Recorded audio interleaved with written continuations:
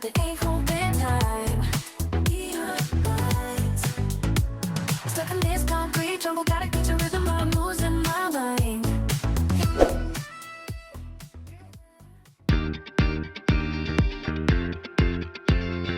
안녕하세요. 저는 홍세원입니다.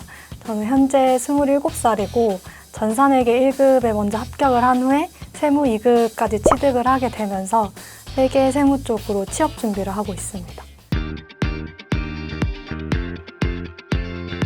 회계 세무 직무로 취업을 하기 위해서는 꼭 따야 하는 필요한 자격증이라고 생각을 했습니다. 처음에는 너무 생소한 단어들도 많고 어려웠는데 공부를 하다 보니까 회계라는 게 단순히 계산이 아니라 좀 체계적인 흐름이 존재한다는 걸 알게 되고 제 성향이랑도 잘 맞는 것 같아서 더 열심히 공부하게 되었습니다. 저는 전산회계 1급은 정아름 강사님 수업을 들었고 세무 2급은 차지영 강사님 수업을 들었습니다. 정아름 강사님께서는 개념을 되게 쉽게 설명을 해주셔서 강의 시간이 좀 지루할 틈이 없이 지나갔다는 느낌이 있었고요. 또 굳이 외우려고 하지 않아도 중요한 부분을 반복적으로 체크를 해주셔서 강의를 듣다 보면 자동으로 외워지게 되어서 굉장히 좋았습니다. 그리고 차지영 강사님은 핵심만 쏙쏙 뽑아가지고 일목요연하게 설명을 해주셔서 짧은 공부 시간 안에 습득을 할 수 있어서 되게 좋았고, 그리고 문제풀이도 굉장히 간결하게 필요한 부분만 설명을 해주셔서 도움이 많이 됐습니다.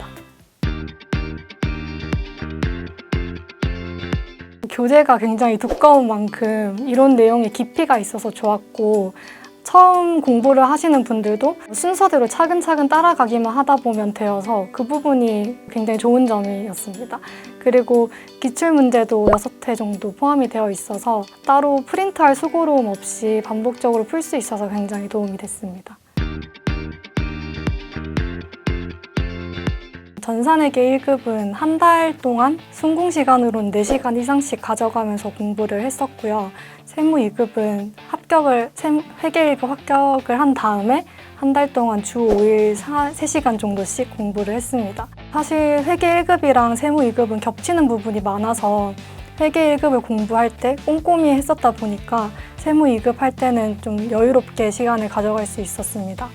그리고 회계 세무 쪽은 제가 처음 공부를 하는 거다 보니까 처음에 너무 어려웠는데 정아름 강사님께서 원래 어려운 게 맞다면서 그냥 외국어 영역이랑 똑같다라고 생각하면 된다고 하셔가지고 그때부터는 이 힘듦을 받아들이고 강의라도 꾸준히 들어보자 라고 생각을 했습니다. 그래서 강의를 듣다 보니까 어느 순간부터 이해가 되기 시작했고 그때부터는 이제 문제를 풀면서 부족한 개념만 더 보충하는 방식으로 공부를 했습니다. 그래서 결국에는 반복이랑 복습이 굉장히 중요한 공부 방식이라는 걸 느꼈습니다. 저는 이론을 먼저 공부를 하고 실무를 했는데 이론이 너무 어렵고 양이 방대하다 보니까 시간이 생각보다 많이 걸렸어요. 근데 사실 실무 비중이 시험에서는 더 높다 보니까 좀 실무를 더 많이 공부를 했으면 좋지 않았을까 생각이 들어서 이론을 완벽하게 이해를 못하더라도 한 1주에서 2주 이내로 빨리 공부를 하고 실무를 바로 넘어가서 좀 더 그쪽에 집중을 했으면 좋았을 것 같습니다. 일단 저는 챗GPT를 공부 파트너로서 활용한 점이 굉장히 큰 도움이 됐습니다. 문제를 풀다가 모르는 문제가 생기면 사진을 찍어서 제 GPT한테 질문을 했고 계속 이해가 안 되는 부분은 반복적으로 질문을 하다 보니까 웬만한 문제는 다 이해할 수 있었고 그리고 특히나 이제 처음에는 미지급 비용이나 미지급금, 예수금, 가수금 같은 계정 과목이 너무 헷갈렸는데 그 차이를 GPT한테 계속 설명해달라고 닥달을 하다 보니까 나중에는 이해가 되더라고요. 그래서 특히나 GPT는 AI다 보니까 좀 물어보기 민망할 정도로 사소한 질문들도 할 수 있는 상태여서 좀 더 공부에 적극적일 수 있었던 이유였던 것 같습니다. 그리고 또 시험장 가서도 볼 수 있도록 저만의 정리 파일을 만들었던 것도 큰 도움이 됐는데요. 이론이나 실무, 기출 모든 내용에서 조금이라도 헷갈리거나 모르는 부분을 다 타이핑해가지고 간결하게 파일을 만들어서 이제 출력을 해서 시험장 가서도 볼 수 있도록 하니까 좀 더 시간을 효율적으로 사용할 수 있었던 것 같습니다. 일단 저는 컴퓨터 학원에서 시험을 봤는데 회계 2급이랑 같이 봐가지고 같은 시험장을 쓰는 거였어요. 근데 회계 2급은 60분만 치시고 나가니까 중간에 이제 그분들이 나가시느라 소음도 발생을 했고 바로 옆에서 치시다 보니까 만약에 문제가 생겼다 하면 이제 감독관님도 오셔서 대화를 해야 되는데 저는 옆에서 시험을 치고 있는데 그렇게 대화를 하시니까 집중도가 자꾸 흐트러졌던 기억이 있어서 그럴 수도 있다는 걸 알고 가시면 좋을 것 같습니다. 회계 1급에서는 사채 파트가 제일 어려웠고 세무 2급에서는 소득세 부분이 제일 어려웠습니다. 사채 파트는 사실 알다가도 돌아서면 까먹고 돌아서면 까먹고 그런 부분이었어서 해당 강의를 정말 수도 없이 반복해서 들어봤고요.